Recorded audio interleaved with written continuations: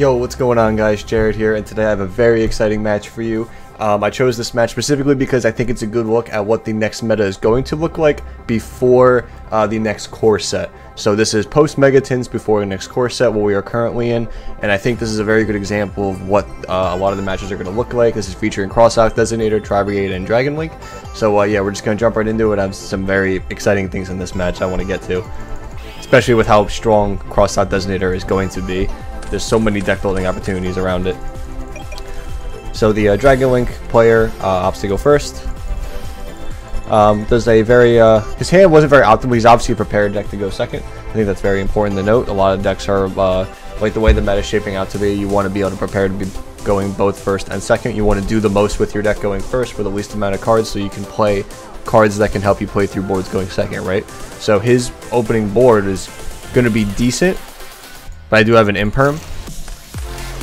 But if I did have a board and I did go first, he was prepared for that regardless. And I think that's a very strong indicator of being prepared for like the way the meta is going and just playing a safe deck, and rather not try it. Like before the meta is solved, you can play something that's just safe to play around everything. Like that's why I'm main decking Twin Twister in this deck right now too. I want to be like, if you look at my build, it's very mishmash splash. But that's because we're still in technically an undefined meta, even though the ban list didn't change too much. But with the tins coming out with Crossout and stuff, I want to be ready. And yeah. So we're going to just throw off the rip with Infinite Permanence on the seal, so you don't have to worry about that no more. We're going to go rescue Cat. I was hoping he would do something here. He does not. So Cat resolves. We get our two guys. I have been liking the Cat engine. You do have to manage your resources a little bit different in this build than the previous build with Zodiac. Because a lot of the times you end up searching kit at the end of a turn with, say, something like Omen or the Nerval, and you actually genuinely want to keep as many beasts in your deck as possible. Same thing with Cuirass, you want these in deck, because I have lost matches where, like, later in the game I had drawn Cat and I needed to resolve it again, and I just couldn't because I just searched too many times with these. It was an old habit of mine, and it was preventable. I could have searched like Fractal or something to make sure that my Cat was still alive later, and I didn't, and that was my mess up. But you just have to remember that when you're managing your resources for this deck. Yeah. So yeah, we're gonna use the kit and continuing send Nerval effect, and then Nerval is going to add a Cuirass. This gives us the extender, just in case something goes wrong. That's what it's there for. So we are going to summon the Omen. I wanted to try to be able to play through his board. I didn't know what this was. I didn't see, obviously, block the Dark Ruler no more, which is very smart of him, because it made me a little worried that it was going to be something like tidying. That was my fear. I didn't want to blow a twin on that. It didn't seem worth it. I was actually saving this twin for Boot Sector. That was what the twin was meant to be for.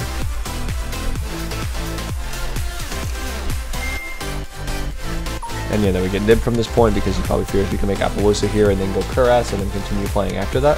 So I think that was a good point to Nib. Definitely locks me out of a lot of better plays. Uses the Absurautor effect to search. We trigger all our effects as well, so we get Omen and Blossom. He gets Rocket Synchron to his hand. This card's very good. This build is playing multiple. I was caught off guard. I think it was later in the game, so he plays a second Rocket Synchron. I think that's something that's very different that I haven't seen in a lot of builds, but it's definitely something to keep note of for future Dragon Link decks, definitely.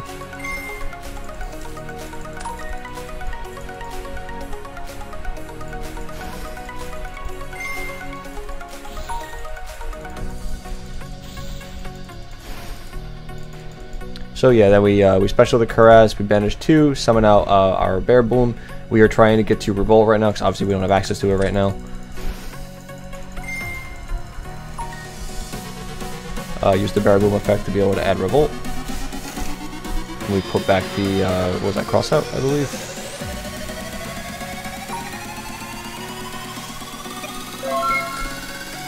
Wasn't paying attention, I missed that. That's fine. He draws another Nibiru, which is really unfortunate. He goes Boot Sector. I call by the one rocket in his grave, which is Tracer, so that immediately turns off that. So I don't have to worry about that anymore. He goes Rocket Synchron to summon out the Absurautor. I didn't want him being able to summon Chaos Ruler, because I didn't want him to get the Mill 5 and try to do something like a Dragon Maid combo or something like that. or possibly go into Romulus for Ravine to set something up. So I have to go to Revolt here. And I wanted to banish the Rocket Synchron so that he couldn't go into Halky Fiber actually either to try to use some link climbing plays. And I thought here after normal summon and after and the activation of Boot, I thought we were fine. But he goes Triple Tactics Talents and he draws White and Quick Launch. So that was actually insane. Looking back at it, I'm seeing his hand. He actually just drew 2 extenders off of that, not even just 1. And then from here he can do a full dragon combo.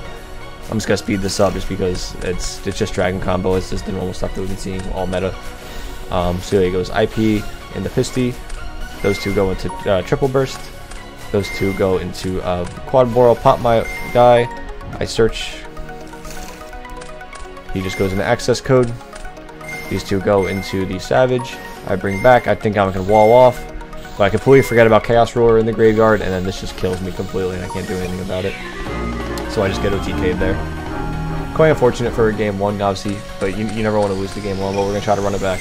So we go CAD. The only problem with this hand, when I opened with it, I was like, if this cat gets stuffed, I just lose. Right? Like, I'm just dead. But the way his deck is, it looked like it was just a bunch of very high impact cards. So like Nibiru and Dark Ruler was what I saw last game in the main deck. So I didn't think he was going to play any like one point of interaction hand trap. Just seems like big things that do a lot. So he can be able to push through. So he's doing the most with the little amount of cards. I think that's very smart for him. So yeah, we just use the standard combos. Go into Apple Wiz, activate Berry Boom. Or not Berry Boom, activate Blossom to draw. We don't need to use Berry Boom because we already have Revolt. We also have Solemn Judgment. And then yeah, we kept Ash and Troll. I wanted the most interaction. Dragon Link is a very scary deck, and I just do not want any point of him comboing. So he goes Summon Safer, discard, he goes Nocturne Vision. I was very happy about this because now we can pitch the Troll and just turn it off. He goes Quick Launch, I Ash it, he just concedes. Next turn, something to remind you, Troll does affect both players, so I would not have revolted on the end phase of his turn. I would have revolted on my turn to be able to kill him, not on the end phase of his turn, because we wouldn't have been able to search a follow-up with the Nerval. So during my turn, probably my draw phase, I would have activated Revolt to summon Omen, search for the follow-up normal summon, banish the Safer, and then just go for like really quick like 3 summon Nib play, and that should be under, or Access Code play, and that should be under 4 summons, and then it should be fine. So it should be normal, summon the Link 3, and then go into Access Code, and then the Omen in the draw phase. So that's 4 summons. It still plays around Nib, and it was over 8,000 damage. So very important to know how to kill your opponent before you're actually doing it. Just think through plays through. I think that's the most important thing I could possibly say. Sometimes if it's like a super heavy combo deck, like something like Dragon Link, you have to just kind of go and just see where it goes depending on hand traps and stuff like that. But for something simple like Tri Brigade, where it's only like a couple of points of interaction, you ideally want to know what you're trying to do. It's just a matter of how to get there. Okay, but yep. So he goes Chaos Space. He does a normal Chaos Space shenanigans. This is also normal Dragon Link. Anytime I see Chaos Space resolve, I'm just upset because I think it's just like so absurd how much value this card gets. For one thing, I think you end on like 7 cards in hand or something ridiculous with. Oh, usually it's 7. Okay, yeah. So this time it's 6, but sometimes you make Romulus and give Dragon Beam. We already had it, so we ended on Spheres. So usually it's Romulus with 7 cards in hand, which is just disgusting for free, essentially. So yeah, 3 Ravines, pitches, goes Abstractor, adds Rocket Synchron. I thought that was very odd, that choice to add and the way he's using his normal summon. It seems like an odd place. And he already went through the Chaos Space package, and usually they start with something like Quick Launch. Usually they don't hold it, so I figured if I Gamma right here, they should end the turn. And turned out I was right with the way he's playing the hand. It's very important when you're playing against these decks to know how they optimally want to combo so that you know where to interrupt them best to try to read the rest of their hand. And I read it being something weak, so it's very important to know that. So we go Tenki. Tenki search Fractal, use the Fractal effect. Send Nerval effect. I chose not to send Kit because I didn't need it. It wasn't a necessity, and like I said in the beginning, I wanted to hold more Beast in my deck in case this game got a little extended. And I already had a Kit in my hand with Caress that I knew I was going to discard already. It's very important. So yeah. So I go, so yeah, I search Caress, a second Caress. I normal the Caress, and I make him think it's the only thing I have to do, right? So You just go Tenki, Fractal, Nerval, add Karas, normal Karas. He thinks the only thing I have is this Karas, so he baits the seal to bounce it back to my hand, and now I'm free roam to actually use the Karas. Then he goes summon the Dragon Maid. Adds his Tidying. I said sure. Use Karas. Pitch the kit. Summon it. Kit effect. Dump the 4th Beast Warrior. So now we have 4 engraved plus Karas plus the other name in hand. And protection.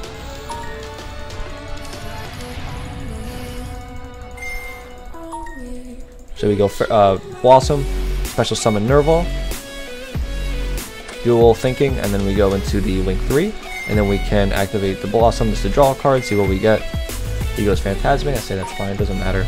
At first I was worried that I wasn't going to have enough fodder to destroy with access code, because I only had the Earth links. But then I remembered that Omen is a very balanced card, and also triggers on summon, so it doesn't really matter. So we banish 4, summon Omen. Omen triggers to banish one of them, and then the access code will pop because I have 1 Earth. So it banishes the Maid. I go access code.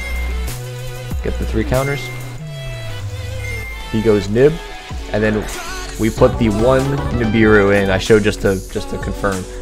We put the 1 Nibiru in just for this scenario because this card is not fair.